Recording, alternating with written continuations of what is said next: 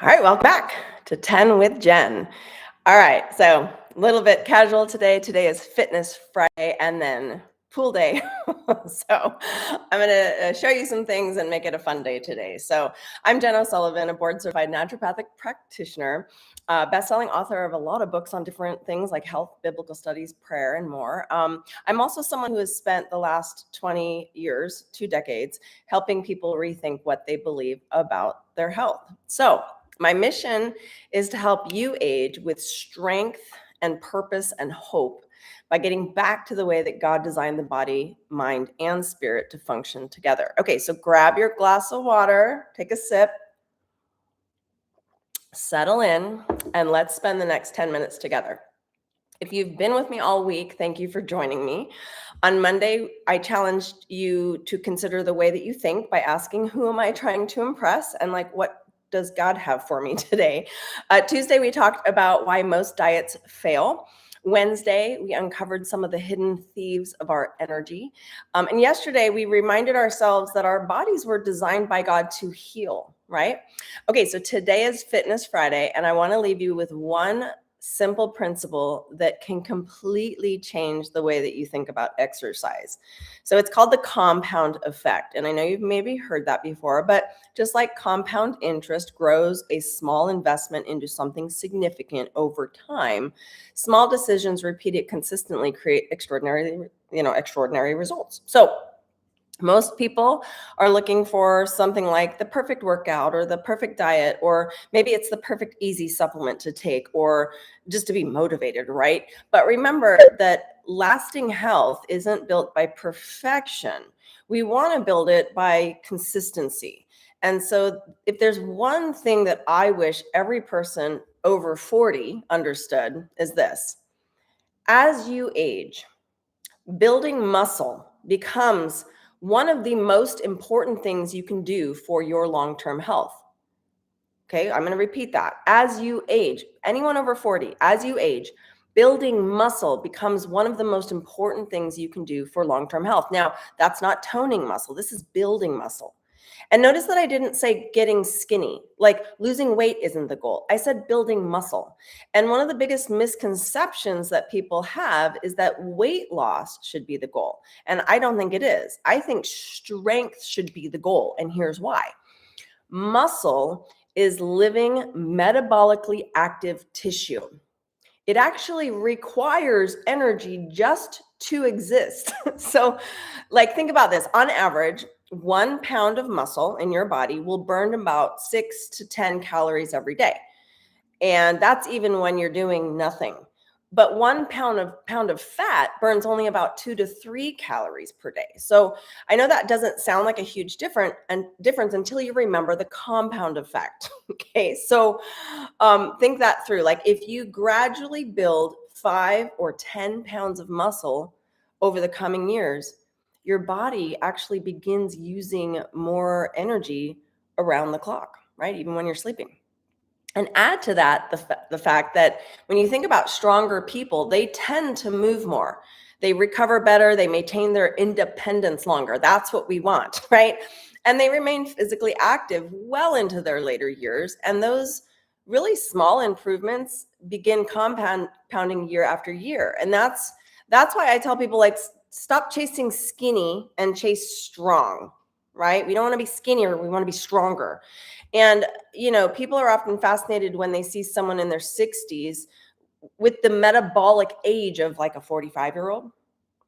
And they'll ask me, how is that possible? Okay, so I want to help you understand what metabolic age is. It's not magic.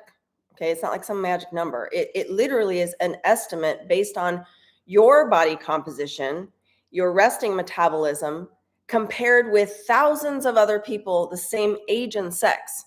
Okay, so that's how they take it into consideration. So the more lean muscle that you have compared to fat, the younger your metabolism will appear because your muscle is metabolically active tissue. So in other words, if you want a younger metabolic age, one of the best things you can do is, say it with me, build more muscle, okay? So I want you to think about how people lived maybe, say, 3,000 years ago. Nobody went to the gym. Nobody counted steps on a smartwatch. Nobody had grocery stores. If you wanted food, you had to grow it, gather it, hunt it, or carry it home, right? If you wanted shelter, you had to build it. And life naturally required periods of very hard work. Your muscles would regularly reach their limit simply because of survival demand, right? It's totally different. Today, most of us can go from like our bed to our car to our office, back to our couch, without ever asking our muscles to do anything difficult at all. So our lifestyle hasn't changed. Our lifestyle has changed dramatically, but our biology hasn't really, right? So once in a while, I'll walk over to my grand piano. That's why we're in this room today. I know perfectly well I can't move it across the room by myself. It is incredibly heavy. It takes like 6 people to move that sucker.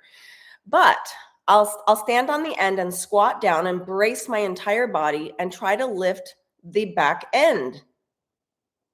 Just to do it, okay? Sometimes I can actually move it an inch, just like over an inch. Sometimes it barely budges. Am I trying to rearrange this room? No, I'm not, right? I'm actually trying to send my body a message. And the message is this level of strength may be needed again. So build more muscle. Okay, so I call this what's called failure to gains. Basically, you're working your muscles to failure. A failure doesn't mean like you've broken something. It means that you just can't do another lift. Like, I'm like, I can't, right? It's like ugly face lifting. And this is in order to have what's called gains. That means that you're gaining muscle over the next day or two so that you can lift more the next time. So you work out to failure, meaning you can't do another rep, in order to gain muscle so that the next time you could do another rep, maybe even at a heavier weight, right? When you challenge a muscle to the point that it cannot perform another repetition with good form, right? Your brain actually receives a signal that says, we need more strength, build more muscle. And during the recovery time, your body responds by repairing, strengthening muscles and fibers so that you are better prepared the next time. And interestingly enough, your muscles aren't the only tissues paying attention. Your bones are listening too. So when your muscles pull against bones under a heavy load, there are these tiny bone building cells called osteoblasts, and they get activated. So I want you to think of osteoblasts as your body's construction crew. When healthy stress is placed on your bones, those little builders begin laying down new bone tissue. It helps improve and maintain bone density over time. And I know some of you are like, wait, what? Like all this stuff, because as we age, we're like bone density and like everything is changing, and like I'm getting fatter, and I eat things that I used to eat and was healthy, and now I'm like huge. Again, it's an interesting compound effect here. And that's why resistance training is so important as we age. You're not just building muscle. You're actually investing in stronger bones, better balance, greater mobility, a healthier metabolism, right? And the ability to continue doing things that you love for years to come, right?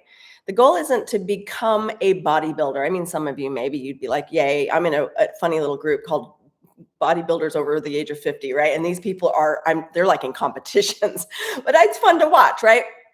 The goal is actually to become stronger than you were yesterday. And that's the compound effect. Small decisions repeated consistently, creating extraordinary results over time. Okay, so here's today's reset. This week, I want you to do one simple thing. 3 days a week. Okay, so like it's Friday. So you could start today. You could just 3 times a week, okay, within the 7-day period. I want you to perform 3 sets of body weight squats. We're just going to start there. Each set should continue until you cannot perform one more squat in good form, okay? You're going to rest for a minute or 2 between each set, and that's it. No gym membership, no complicated workout plan. I just want you to teach your body that it still needs strength. So think this through. Every squat is a vote for the person you want to become. Okay, so I'm going to show you real quick. It might go over, and I'm going to be as fast as I can. You can grab something like a weight. You can grab your dog, right? Your cat, something that's about 10 pounds, 15 pounds, right? If you're just starting out, maybe 5 pounds or nothing. But I want you to consider good form, okay? So I need to make sure I'm in the video here, but I'm gonna move this out of the way. And when you're squatting, like if you're turning to the side, hold whatever you are here so that this is at a nice 90-degree angle. But when you squat, your feet should be like hip width apart. And when you squat, you're going straight down so that your back is not bending forward, okay? So you're trying to go straight down.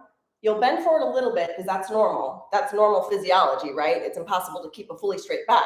But I want you to bend straight down as far as you can go, and then straight back up, okay? It's very important that you are giving yourself that good form and you continue, so it's not bending over and lunging back up, right?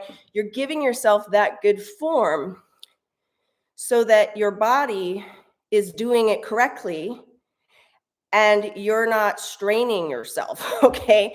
So just do squats until you keep doing them until you can't do any more, and then you wait a few minutes to reset, and then you'll do it again and wait and then do it again.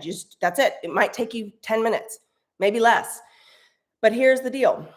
If you're doing 20 in one set and you're like, I can keep going, you need to add weight, okay? So that's the key. If you can only do 2, maybe lessen the weight, okay? And some of you would need to even brace yourself on like a banister or something, and that's okay. Start where you can start. And some of you, your knees would not even hold up as far as I went down. I couldn't even go down that far like last year. So part of it is going to where you're not going to break, okay? So you don't want to fall over. So that's what you're doing, okay? And it's very simple. Just start there. Okay, so thank you for spending these last 2 weeks with me. We've gotten off to a great start with 10 episodes. I hope these episodes have encouraged you to rethink what healthy really means. Share this with someone that you love that may need to hear this message. I want you to have an amazing weekend. Spend some time with your family. Spend some time with the Lord. If you are trying to get more information, the Rethink Wellness book has tons of workouts in here that is all resistance training and failure to gains, and so you understand what that means. Okay, get some rest though too, okay? And I'll see you Monday for another Mindset Monday on 10 at Jen. Take care, you guys, and be blessed.